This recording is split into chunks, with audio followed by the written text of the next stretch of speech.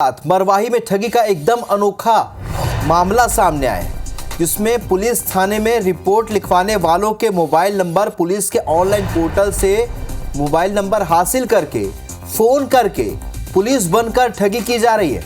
अब मरवाही की असली पुलिस यूपी के अज्ञात मोबाइल धारक ठग नकली पुलिस के खिलाफ मामला दर्ज कर पतासाजी में जुट गई है। दरअसल छत्तीसगढ़ में पुलिस थानों में दर्ज की जाने वाली एफआईआर को ऑनलाइन पोर्टल समाधान पोर्टल में CCTNS के जरिए दर्ज किया जाता है, जिसमें आवेदक की एफआईआर आवेदन सहित एफआईआर दर्ज की जाती है, जिससे कोई भी ऑनलाइन देख सकता है।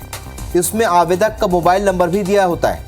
अब ठगों ने इसी का फायदा उठाते हुए इस ऑनलाइन एफआईआर से आवेदक का नंबर हासिल किया और मरवाही पुलिस बनकर चलचली गांव के रहने वाले एक आवेदक को ये कहकर फोन किया कि वो मरवाही थाने से बोल रहा हूं और उसकी एफआईआर की इन्वेस्टिगेशन कर रहा है। ऐसा कहते हुए झांसे में लेकर आवेदक को ही डराया धमकाया और आवेदक से ऑनलाइन नंबर पर हजारों रुपए ठग लिए।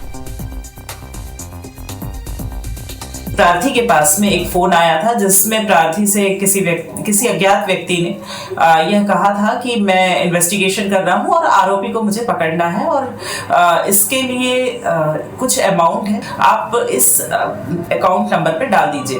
और तब व्यक्ति को इस बात का एहसास हुआ कि उसके साथ में कुछ गलत हो रहा है और उसने इस बात की शिकायत थाना मरवाही में की थी। इस संबंध में अपराध पंजीबद्ध करके इसे विवेचना में लिया गया है। तो बड़ा ही अजीबोगरीब मामला है। शरद अग्रवाल हमारे सहयोगी इस वक्त फोन लाइन पर जुड़ रहे हैं।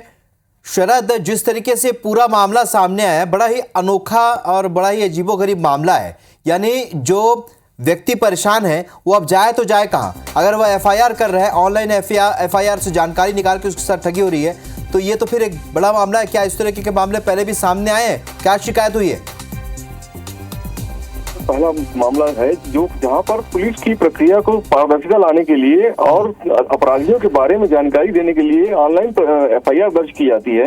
इस ऑनलाइन एफआईआर का मकसद जो था उससे परे अब इसका उपयोग ठगों ने भी शुरू कर दिया है, क्योंकि इस एफआईआर में आवेदक का मोबाइल नंबर भी दर्ज होता है और उस प्रकरण की पूरी जानकारी होती है। ऐसे में यूपी और बिहार में दूसरे प्रदेशों में बैठे हुए जो ठग हैं वो उस मामले की जानकारी लेते हैं और उस जानकारी के आधार पर उस आवेदक प्रार्थी को फोन करते हैं और उसको विश्वास और झांसे में लेकर पुलिस का विवेचना अधिकारी बनकर ठगी कर रहे हैं। तो अब तक जो ऑनलाइन अकाउंट ट्रांसफर कराने की जो ठगी होती थी, पर यह पुलिस बनकर पुलिस के विवेचना के नाम पर ठगी की जा रही है। इससे मरवाही पुलिस हरकत में आई है और एफआईआर 420 के दर्ज करके इस अज्ञात ऑनलाइन नए ठगों के खिलाफ पतासाजी कर रही है। जी शरद, इस पर पुलिस प्रशासन का क्या कहना है? क्या लगता है क्या कि ये जो पोर्टल है इसमें कुछ बदलाव की जरूरत है ताकि इसकी सुरक्षा सुनिश्चित की जा सके और वही व्यक्ति इसे देख पाए जिसने एफआईआर दर्ज कराई है? जी बिल्कुल, इस बात की आवश्यकता महसूस की जा रही है कि जो इसमें प्रार्थी होता है, एफआईआर कराने वाला आवेदक होता है, उसके कम से कम मोबाइल नंबर न दर्ज किए जाए। प्रकरण की जानकारी जो संवेदनशील प्रकरण होते हैं उसको तो हिडन और केस सेंसिटिव करके रखती ही है पुलिस, पर सामान्य प्रकरणों में जो छोटे मामले हैं, इन प्रकरणों में भी कम से कम आवेदक के मोबाइल नंबर या उसके पते की जानकारी कम से कम नहीं होना चाहिए। इस प्रकार का संशोधन करके भी इस प्रकार की ठगी से बचा जा सकता है।